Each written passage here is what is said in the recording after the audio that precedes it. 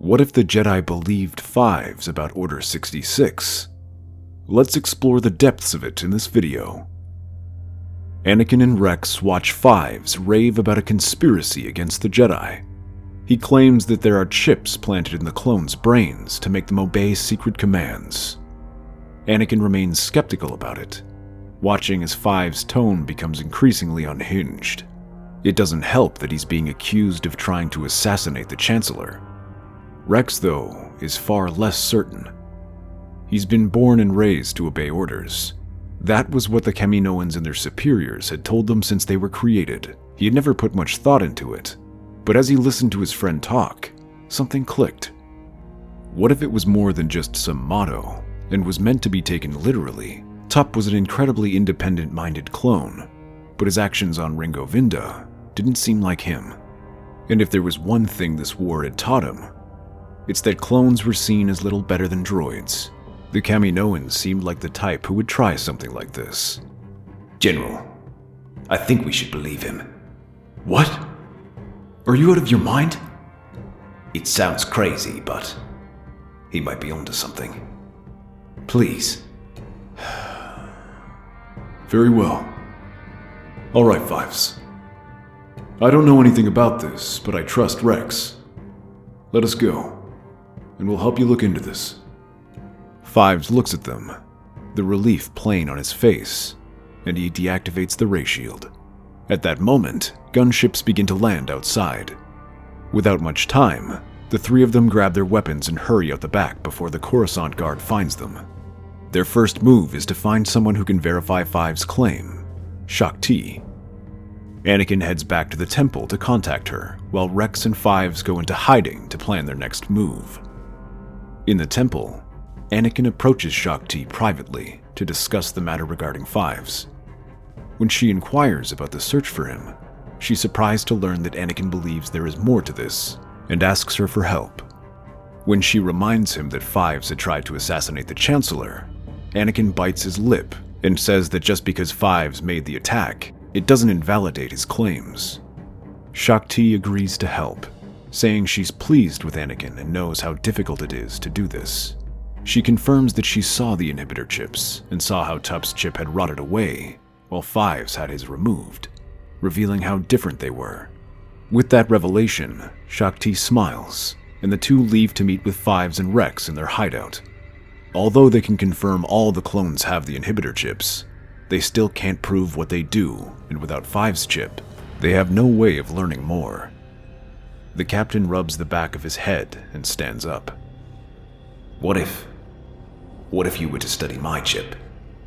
That's a pretty risky plan there, Rex. We already saw what can go wrong with those chips. It can make you snap like Tup And who, sir? And hurt yourself. It doesn't matter. I already lost a man because of those things. I'm not losing any more of my brothers to them. Not if there's a chance for us to figure out what's happening. Well, if that's the plan, then we need someone to remove it. And there's only one person I trust. A few days later, a ship descends on Kamino, where Anakin and C-3PO descend the boarding ramp. The two approach the medical bay, where AZ-3 is treating some wounded clones. Master Anakin, I believe that if this plan is to succeed, you must smile. I hate this idea. Despite that, he forces a smile and enters the medical bay. Excuse me, are you AZ-3? That is not my official designation, but I have been called that by some of my friends. Well then, today is your lucky day. Lady Shaak Ti has noted your contributions in learning about the inhibitor chips, and decided to reward you with a trip to the best maintenance spa on Coruscant. I have been commanded to escort you. Oh, how wonderful. I will finish up here and we can depart immediately. The two of them leave with Anakin hanging behind. But before he can leave as well, the doors swing open and Lama Si appears, frowning as he holds his arms together. That's some surprising news. I never knew Shaak Ti cared so much about the droids. Well, that's the Jedi for you. We care about everyone. Unlike some people. Indeed. For better and for worse. Is that why a Jedi like you came all the way here just to escort a medical droid? Perhaps. Those are my orders. I just follow them. Well, it's my job to question things, and I find it questionable why you need to take this droid. Perhaps the Chancellor must hear of this. Anakin's smile disappears, and he clenches his fist. Don't think you're the only one who has the Chancellor's ear. One of my men is dead, and the other is a fugitive because of those chips. I'd hate to have to remind him of those defects.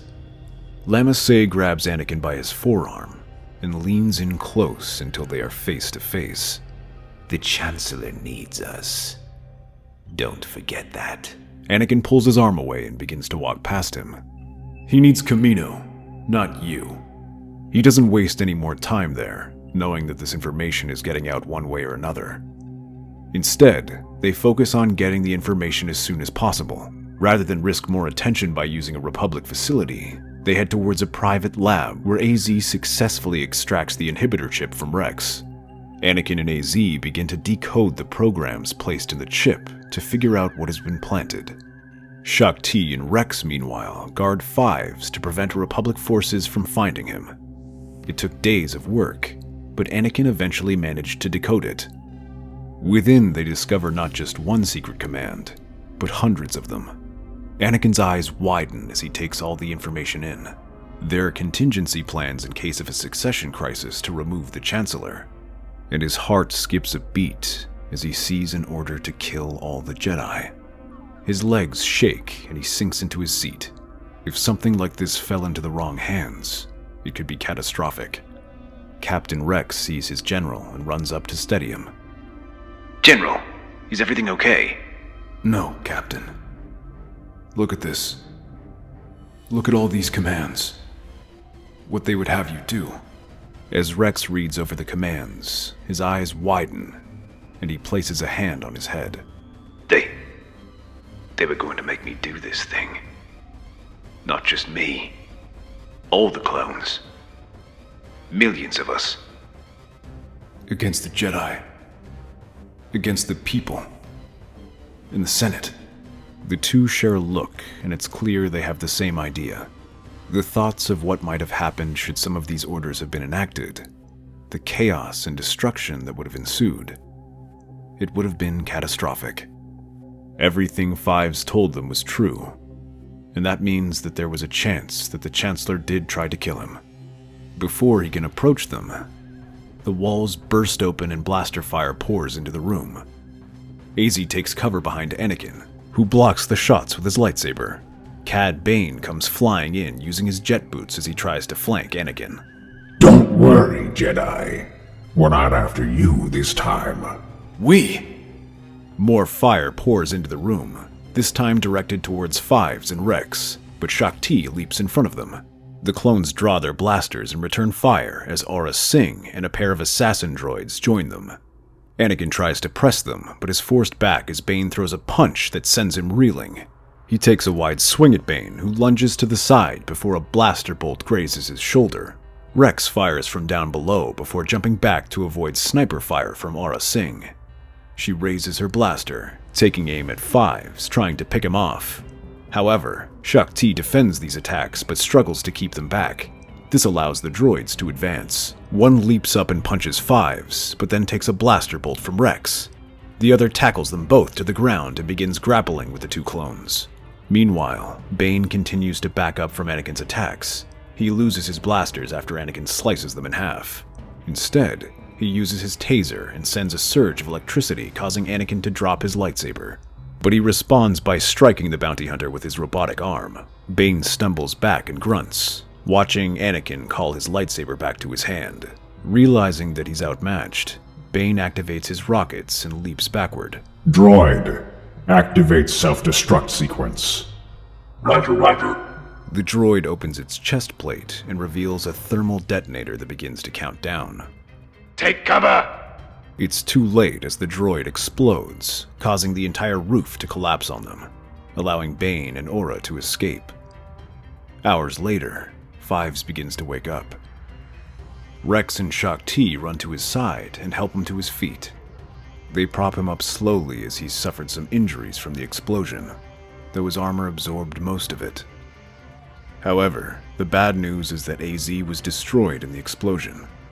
Hearing this, Fives begins to break down and bangs his fist into the ground. No! All of our data was in him.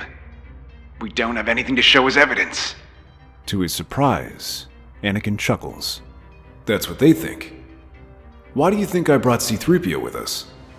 I made sure to transfer the data to him, the inhibitor chips and all their secret commands.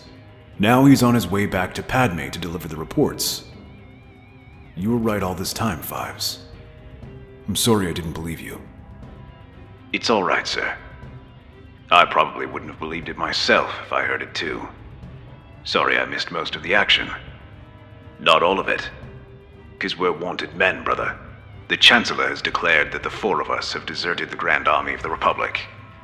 Fives views the holonet and sees their faces on wanted posters, with the Coruscant Guard now actively looking for them. Even the Jedi have started to join the hunt for them. He wonders how they can hide from the Jedi, but Anakin answers that they don't.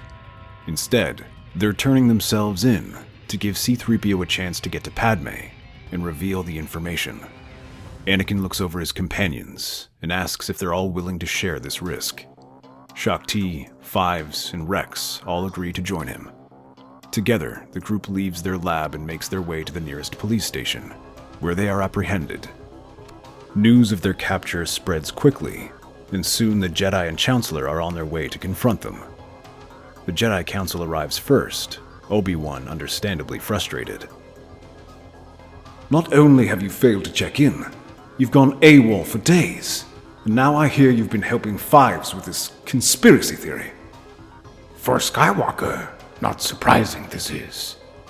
But expected more from you, we have, Shaak Ti. The Jedi Master says nothing while Anakin stands up. Master, there is more to this than either of us realize. I didn't believe Fives at first, but I knew there was more to this story. I had to see it through. Anakin, whatever happens now, it's out of the Jedi Council's hands. Good. The last time I trusted the Council's judgment on a situation like this, my Padawan was falsely accused. Obi-Wan opened his mouth to answer, but someone else spoke in his place. Your loyalty is most admirable, Skywalker. But unfortunately, this is a serious situation. You are aiding a known fugitive, and without his inhibitor chip, there is no telling what your captain's situation is. Anakin, I know you are a good man, but there is no need for you or Master Shaak Ti to be here with them. I think there is. Just as there is for you. Tell me, have you checked the holonet lately? At that same moment, Padme stands before the Senate with C-3PO, revealing all the data from the inhibitor chips. The droid reads off all 150 secret commands, including plans to overthrow the Jedi and the Senate, should it be deemed necessary. The entire Senate is shocked by the news, and is even more concerned when additional reports show that Fives' inhibitor chip had never arrived in any research station, something the Chancellor said he would oversee. While that doesn't personally link Palpatine to the chips, there is enough doubt that the Senate agrees to conduct an investigation. In the meantime, Palpatine will be detained to prevent him from interfering with this inquiry. Many senators agree with this proposal. Additionally, they agree to pardon Fives and all his conspirators. Anakin looks up at the Chancellor, their gaze meeting. Although Anakin doesn't know the full story, his trust in the Chancellor has been seriously damaged. It appears we need to switch places, Chancellor. Palpatine looks around, seeing the Jedi surrounding him. He realizes he cannot fight them all, and simply bows his head and marches inside the jail cell. If his plans were to be salvaged, he would need to bide his time. In the meantime, Anakin is sent to Kamino with orders that the clone's inhibitor chips are to be deactivated for the duration of the investigation, though it will take some time for him to reach the planet. If the reports prove thorough, then the clones are to have their chips removed. Hours later, Palpatine sits in his cell alone. The Jedi and clones had long left, leaving him under the care of the Coruscant Guard. His experience with Fives shows that clones display widely different personalities. Some were like Fives himself, who showed unusual levels of independence. However, not all were like him. Others are so loyal that it doesn't matter what the orders are. A bit of manipulation is all it takes to make them obey. As Commander Fox appears in the doorway to deliver Palpatine his meal, the Chancellor looks up and smiles. Commander, could you please indulge me in some questions? As long as they're quick, sir. Of course. I'm just curious about my situation. Am I still the Chancellor? You are under arrest here, but technically you have not been voted out. Ah, I see. So I can still give orders as long as they do not interfere with the investigation? I suppose that's true, depending on the order. Palpatine smiles and leans closer to the clone to whisper in his ear. Then, execute Order 66. That's our theory. The Star Wars universe is a galaxy filled with exciting stories and possibilities, and we love exploring them. If you enjoyed this one, let us know in the comments if you want a sequel. If you want to accompany us on this journey to a galaxy far, far away, then please like, share, and subscribe to our channel.